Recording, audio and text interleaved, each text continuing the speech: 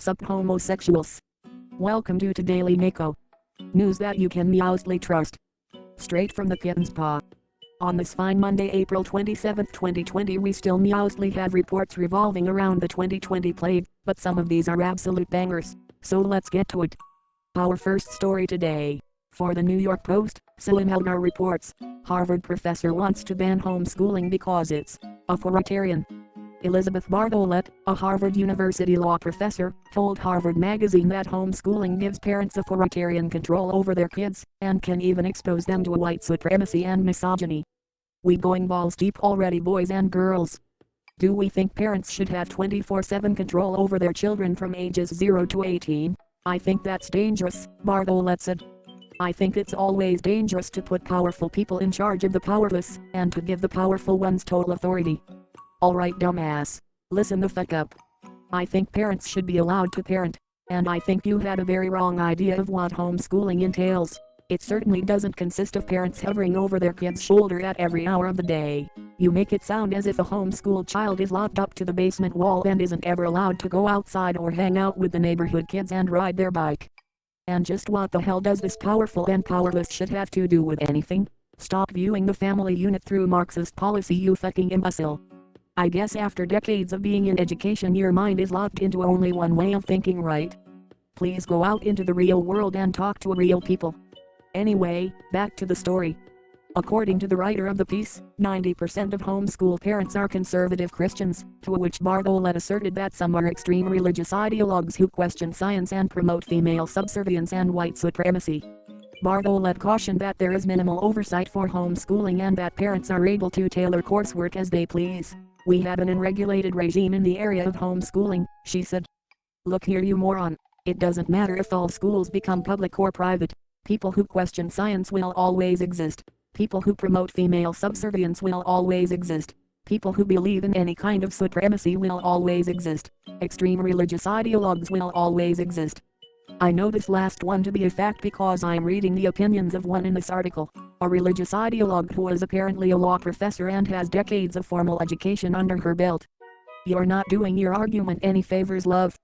She furthermore noted that only a handful of states require that parents who homeschool attain a certain level of education themselves. That means that people can homeschool who've never gone to school themselves, who don't read or write themselves. Alright. Look. Let me tell you about this one magical world I know. This is a fantasy setting, it doesn't exist in real life. But I know of parents who have never gone to school or have had any formal education, and who teach their kids, and who still manage to do their best. This place is called the past. Back before public schools or school buildings. When people worked the land and used the knowledge of their ancestors and parents to make food and hunt for food and build homes. And these people then went on to pass this knowledge on to their own kids. And this happened for years and years and years, and look at us now. Imagine allowing people to be industrious and entrepreneurial. To hell with that, she says.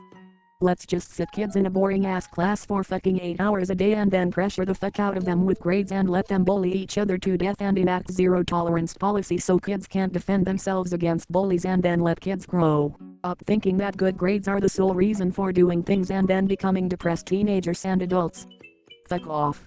I don't think you're the right person to argue against homeschooling because you probably think our education system is perfect and flawless and doesn't do all those things I just listed and more. And what proves it all the more is her last point. Having children taught at home can weaken checks on abuse and neglect. School staff are considered mandated reporters and are legally obligated to alert officials to suspected mistreatment of students. Without that protection, she said, cases of juvenile abuse can go undetected. Okay. It's serious time now. Super serious. No memes. I apologize if my theory is far from the truth, but based off what you're saying here, I imagine you may have had a troubled childhood and an unhealthy relationship with controlling parents. I realize it's a leap, but you don't seem to be a stranger to huge leaps given what you've said. That or you're just getting incredibly wrong dated. Your words read of a world in which all parents who choose to homeschool are doing it for manipulative, controlling, predatory, abusive reasons. Yes, parents like that do exist. Yes, these are real issues. But the solution to that isn't to take away parents' ability to teach their kids at home. The solution is to nurture and develop a good community where neighbors look out for one another and support each other and take care of each other's kids and pets and friends. You don't argue against imagined authoritarian parents with mismanaged, underfunded, overworked, underpaid teachers in a school system that's suffering and sucks. I would rather homeschool my children than send them to a public school where the risk of mental, emotional, and physical danger is infinitely higher than it is at home. And I'll let my kids ride a bike and every now and then fall off and scrape their knee, and they'll learn to be more careful and that it's really not that bad. And that there's some more dangerous things out there in the world that I'm going to help them prepare for.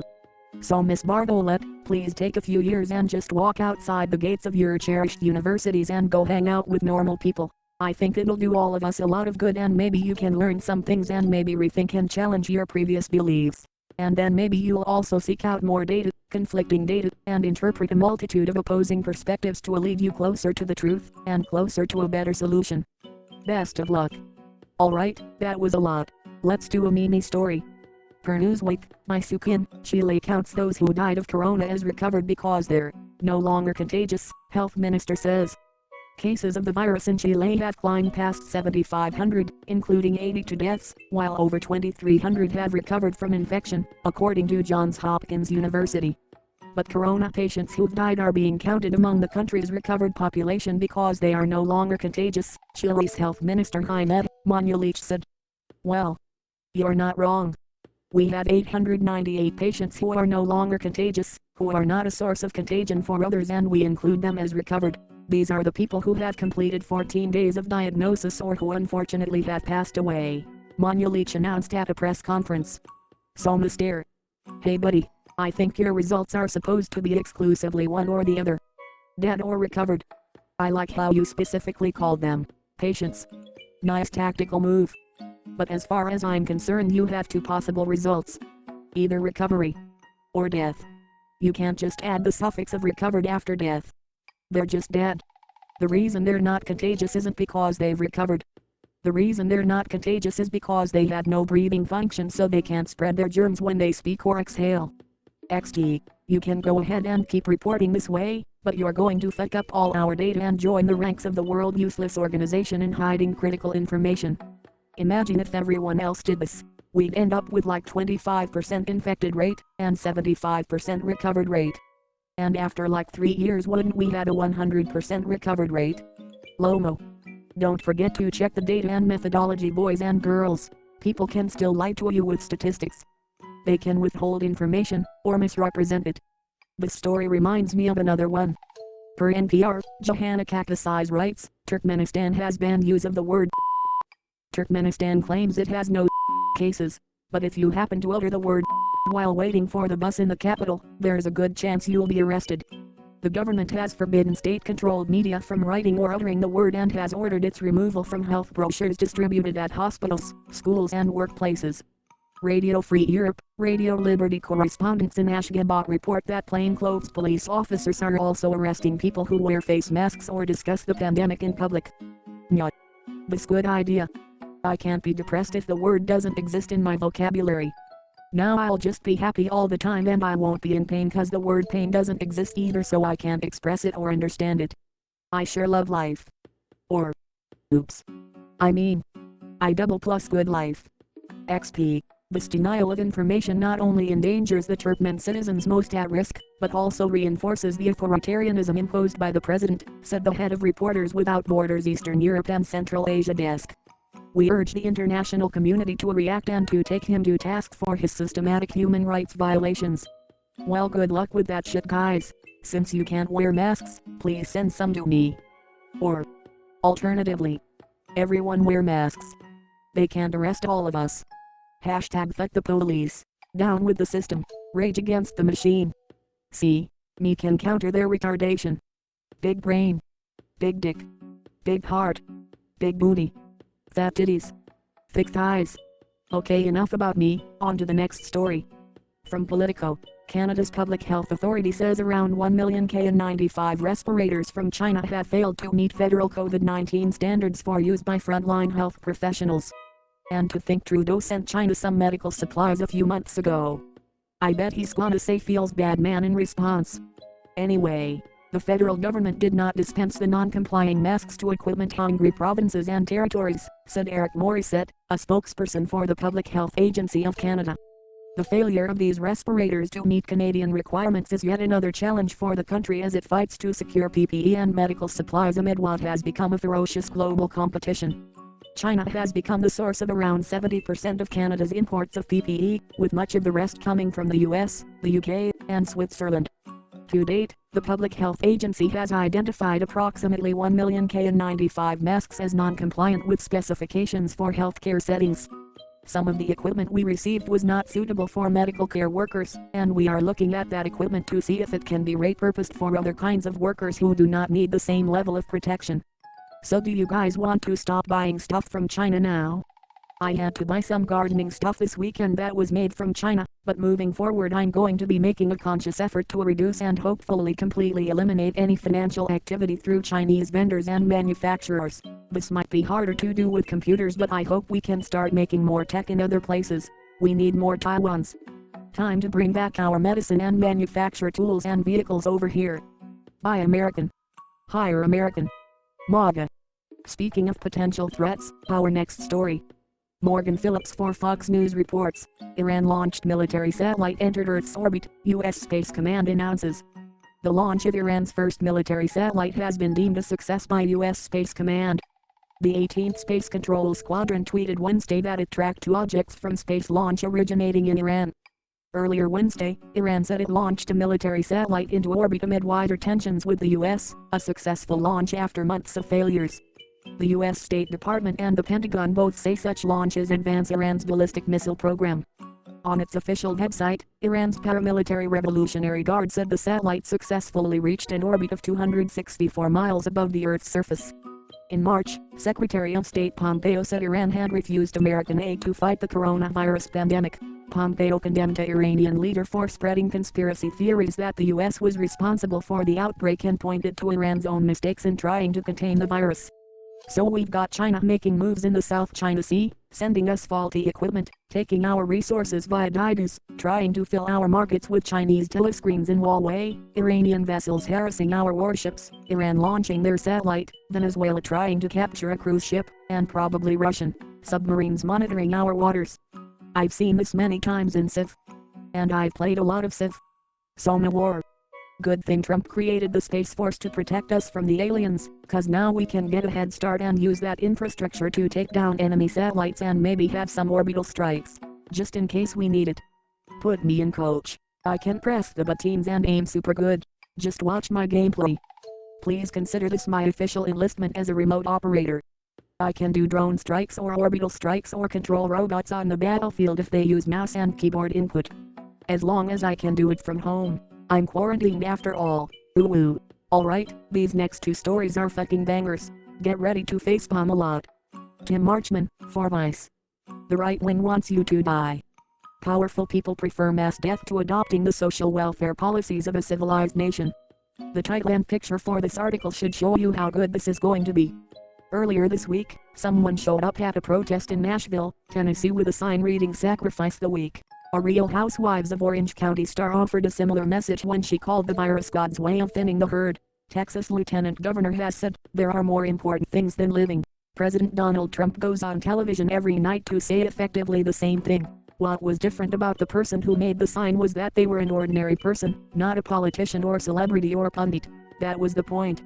The protest was fake in the way all the recent protests against social distancing policies and the closure of the U.S. economy had been, organized and supported by right-wing activists and politicians, and presenting the iconography of a populist uprising while expressing a position unpopular even within the Republican Party. These sham protests' purpose is to draw attention to their own existence. They're a function of an attention economy in which the willingness to say the most outrageous thing you can think of is a kind of power that can be effortlessly weaponized. This annoying opinion piece should be about those retards on TikTok and Instagram instead, who are licking food and deodorant and toilet seats, cause all of that is actually for attention. And I guess this article is too. Imagine not digging just a little deeper to see that there's actually some valid reason why people might want the economy open. Imagine if there aren't enough truck drivers able to deliver food to people cause they're sick. Or gone. And then cities start getting food shortages. Eventually our reserves are going to run out and people won't be able to feed the cattle and pigs and crops that will end up on our plates. Then you'll have to slaughter that livestock before the desired, intended time. And they're not going to magically reappear. They take time and care and attention to see it through the process. The longer we're locked down, the more we're going to have to deplete our live resources. It takes time to populate a ranch, and maintain that population size. Sometimes years, sometimes decades. Think about that. Furthermore, this guy says that this position to reopen the economy isn't even popular within the Republican Party. I don't think this guy has taken into consideration that might be because not all Republicans think the same. But his mind, so heavily warped and distorted by the lamestream media, is of the belief that all Republicans had the exact same arguments and positions and religion and can't comprehend the fact that not everyone's a Republican for the same reason. He probably also spends all day online reading his heavily curated Twitter feed and believes all Democrats are progressives and that everyone loves AOC and the only people who critique her are Republicans because all Republicans hate women. That's retarded. 'Cause that's not reality. I'm not a Republican but I hate women too. Anyway, back to this guy's essay who's never had his ideas challenged. The protest was also real, though an ordinary person actually did make the sign and carry it out into the world, achieving their ends, and those of others. The purpose of calling for the weak to be sacrificed is to let people know that you've done so. The purpose of ginning up a protest at which someone will do so is to amass power. The only question is the use to which that power will be put. We already know the answer. It will be used by those who want people to go back to work and make their employers richer even if it kills tens of thousands or more, because they would rather have that happen than adopt the social welfare policies of a civilized nation. So this is the best paragraph in the entire article because he reveals his entire hand in one go. Usually I hold out till the end to blow my load and make a strong conclusion to tie in all of my points in an argument. But this guy not only interprets these protests as a power struggle, but he also thinks going back to work will serve the primary function of making the boss richer. Pretty sure this is one of those people who thinks all profit is exploitation of the proletariat. Gamers, rise up. Anyway, here he complains about how he thinks America isn't doing enough, and that aside from locking down the government offers next to nothing to support people. I don't know why you think running to mommy government will solve everything. Oh wait, yeah I do. 'Cause that's what you believe the role of government is and that it can magically do anything. Here's another good paragraph. Other rich, advanced countries like South Korea and Germany had arrived at a solution. By using state power to do what scientists and economists say is necessary, testing the population, isolating the infected, and tracing their contacts, while financially supporting citizens who have lost income. They've reduced death and the spread of the virus without imposing mass suffering, offering the possibility of a return to something like normal life. Yes, wonderful. State power, excellent. Just what we need. I don't know about you dude, but I remember the Patriot Act. And I remember Snowden's contributions in publicizing our mass surveillance issues. This shit doesn't go away. But I guess you're the kind of person who thinks state power is a wonderful thing. You'd make a great Stalin supporter. Honestly bro, just look out for yourself. The government isn't going to help you. The government doesn't care about you, or me, or any regular individual. You probably don't even trust the police. Why would you go all the way up to the highest seat and want to trust them even if it is your guy? XD. You have to trust yourself. And those you choose to surround yourself with. Take care of each other together. Politics are a matter of social identity. Research suggests that most people aren't affiliated with a party because of what they believe, but believe what they do because they're affiliated with a party. Lomo. Sorry, no. Two things. 1. No. Politics aren't a matter of social identity. They're a matter of policy. Shocker. Wow. Surprised face. If you were to look at me you'd think the complete wrong things about me. In your mind, I shouldn't exist. My existence is incompatible with your rigid and incorrect view of politics. I like guns. Guns are good. I generally like the police, the good ones. Fuck the corrupt ones, especially these Gestapo ones. Trump isn't so bad, to be honest. He's not a chess grandmaster, but he knows how to manipulate the media. He's not a complete retard, he just looks and sounds like one. That's why I connect with him, 'cause that's me too. So no, politics aren't about social identity. 2. I'm affiliated with the party I'm affiliated with because New York is a closed state. So to vote for a Democratic candidate in primary elections I need to be a registered Democrat. I'll vote Yang or Gabbard. But no one else in this party, 'cause no one else would represent me. The Republican Party is, from its leadership on down, committed to the idea that shutting down social and economic life was a massive overreaction, that it's unacceptable to provide social benefits on the scale required to ameliorate the devastation this shutdown has caused, that it's time for Americans to get back to work, and that any consequent deaths are an acceptable price to pay. Social benefits are a nice boost for most people, especially those who need it to survive, but eventually all this printing is going to cost us financially. But you use a good word, ameliorate. We can ameliorate this situation, but we can't fix it completely. The virus will likely eventually have to pass down to everyone. If not now, then in the next 3, 5, 10 years. The slower the better. If we get a good vaccine, then that's good too. But we do need to get healthy people to work the meat facilities again. We need that to live. We're paying doctors now. But if there's no food in the store, the quality of their work will drop, and then eventually they'll stop working entirely. Some of those protesters are retarded. Some are protesting for good reason. Some are probably plants for the media to eat up. We can't trust them. We have to trust ourselves. Grow yourself into someone you can trust and don't fall into the trap of big government. Stay safe, and don't forget you reap what you sow. Sow something good and worth investing your time and efforts into. Okay, time for to chill. Let's end with a nice meme. On Reddit pics we have an excellent shoot of Grand Emperor of the United States without his fake tan and hair. This is actually a pretty good rendition of what he'd look like without the mask. He looks both more presidential and more villainous. I suppose he does. You guys think he's going to be a villain in movies after his 4 more years? I'd watch and I'll take my MAGA hat. Teehee. Holy shit, it's Chuck McGill. You're not a real president. The Apprentice, for Christ's sake. A reality show host. What a joke. I worked my ass off to get where I am. And you take these shortcuts and you think suddenly you're my peer? You do what I do because you're funny and you can make people laugh? I committed my life to this. You don't slide into it like a cheap pair of slippers and reap all the rewards. I know you. I know what you were. What you are. People don't change. You're Slippin' Donnie, and Slippin' Donnie I can handle just fine. But Slippin' Donnie in the White House is like a chimp with a machine gun. The law is sacred. If you abuse that power, people get hurt. This is not a game. You have to know on some level. I know you know I'm right. You know I'm right. He defecated through a sunroof.